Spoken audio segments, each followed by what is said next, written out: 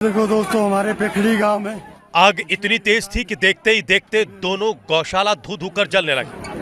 किसी शरारती तत्व अफरा तफरी के माहौल के बीच ग्रामीणों ने आग पर काबू पाने के लिए तरह तरह की तरकीबें अपनाई।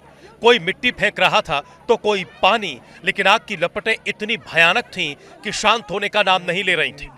चारों तरफ धुआं और आग से इलाके में दहशत का माहौल बन गया। 3 पड़ाचे जले। घंटों की मशक्कत के बाद गांव के लोगों की मदद से आग को शांत किया गया, क्योंकि पहाड़ी पर गौशाला होने से फायर ब्रिगेड का वहां तक पहुंच पाना नामुमकिन था। इसलिए समय से आग नहीं बुझ पाई, जिससे लाखों का नुकसान हो गया। वहीं आग लगने के कारणों का तो अभी तक पता नहीं चल सका है, लेकिन आग की घटना से प्रशासन पर सवाल जरूर खड़े हो रहे हैं। देखो दोस्तों, हमारे पेखड़ी गांव में आग इतनी तेज थी कि देखते ही देखते दोनों गौशाला धू धू कर जलने लगी। किसी शरारती तत्व अफरा तफरी के माहौल के बीच ग्रामीणों ने आग पर काबू पाने के लिए तरह तरह की तरकीबें अपनाई। कोई मिट्टी फेंक रहा था तो कोई पानी, लेकिन आग की लपटें इतनी भयानक थीं कि शांत होने का नाम नहीं ले रही थी। चारों तरफ धुआं और आग से इलाके में दहशत का माहौल बन गया। 3 पड़ाचे जले।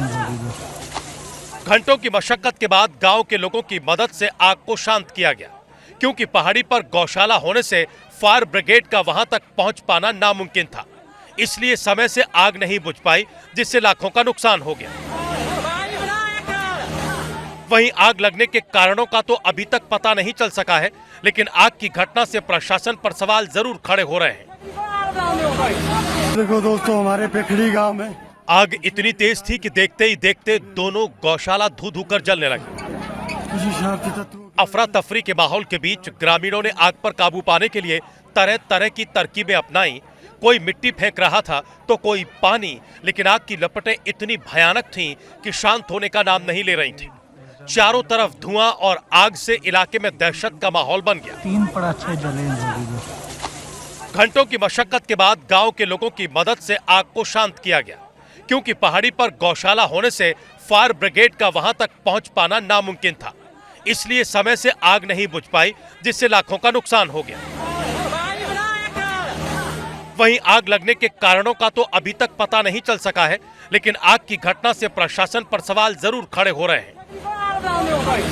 देखो दोस्तों, हमारे पेखड़ी गांव में आग इतनी तेज थी कि देखते ही देखते दोनों गौशाला धू धू कर जलने लगी। किसी शरारती तत्व अफरा तफरी के माहौल के बीच ग्रामीणों ने आग पर काबू पाने के लिए तरह तरह की तरकीबें अपनाई। कोई मिट्टी फेंक रहा था तो कोई पानी, लेकिन आग की लपटें इतनी भयानक थीं कि शांत होने का नाम नहीं ले रही थी। चारों तरफ धुआं और आग से इलाके में दहशत का माहौल बन गया। 3 पड़ाचे जले। घंटों की मशक्कत के बाद गांव के लोगों की मदद से आग को शांत किया गया, क्योंकि पहाड़ी पर गौशाला होने से फायर ब्रिगेड का वहां तक पहुंच पाना नामुमकिन था। इसलिए समय से आग नहीं बुझ पाई, जिससे लाखों का नुकसान हो गया।